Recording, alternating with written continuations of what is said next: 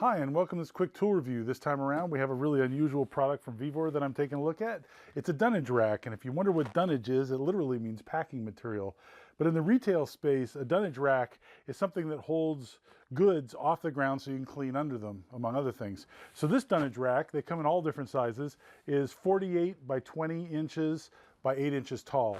They also have it in 12-inch tall.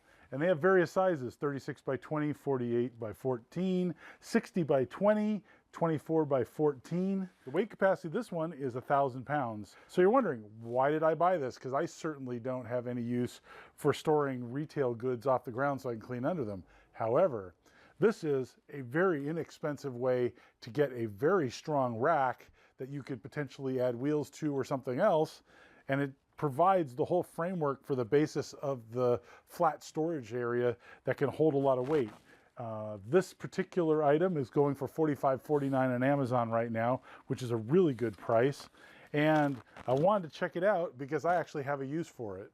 Since this guy's a modular kit, the one thing I can skip is the feet section, I'm hoping.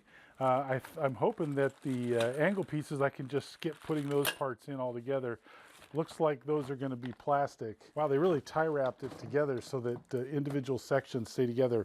The material's 1.5 inch, 1.5 millimeter thick aluminum, if you can see that, relatively thick. Again, the capacity of this kit is listed at 1,000 pounds, up to 1,000 pounds. It's quick assembly because everything just presses in, and then you run some through bolts and nuts and off you go.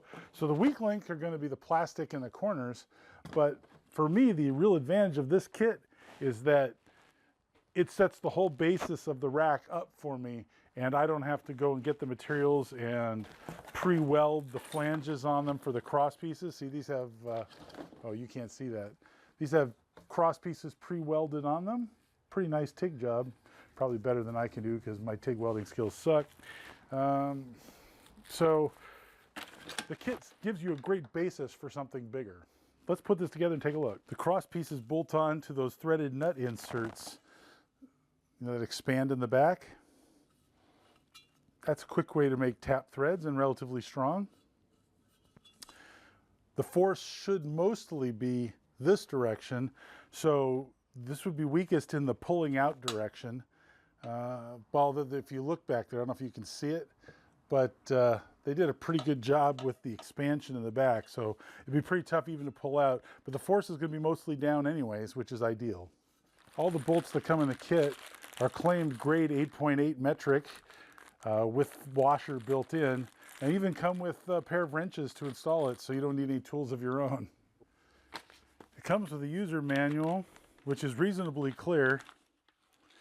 But people that watch my videos, I think it's highly unlikely that they would need a manual like this. Couldn't be any easier to assemble than the obvious right there. So probably not a problem. The kit was really easy to assemble and came with one spare piece of every type of hardware. So one nut, one long bolt, one short bolt. That's a really nice extra. Assembly was absolutely trivial, and like I said, they came with both wrenches, and a lot of people would sort of scoff at these wrenches because they're just stamped metal and they're not particularly well made, but I always keep these because here's their advantage.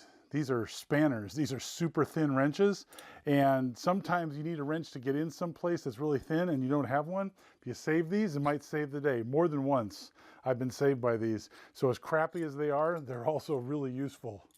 Here's the assembled rack without legs, which I've got right here.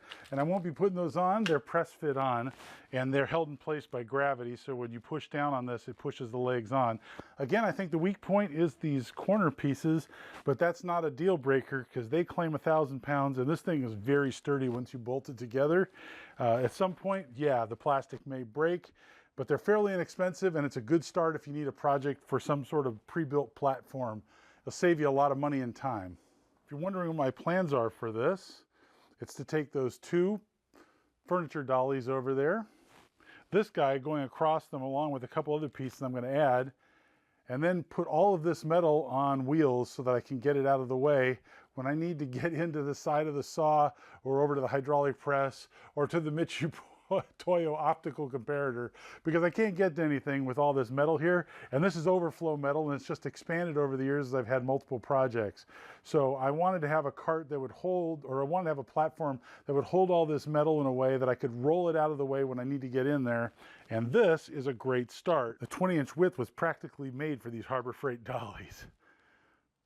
So this going across two of these will be perfect. I will have to do some cutouts for the bolts because the bolts are a little wide, but that's it. And that gives me a really good start to a moving platform for metal that can support 1,000 pounds. I think I might have preferred the 60-inch, but this is the one they sent me. I might be buying the 60-inch just to give this a shot. Thanks for watching. Hope you find it useful. Hope to see you next time.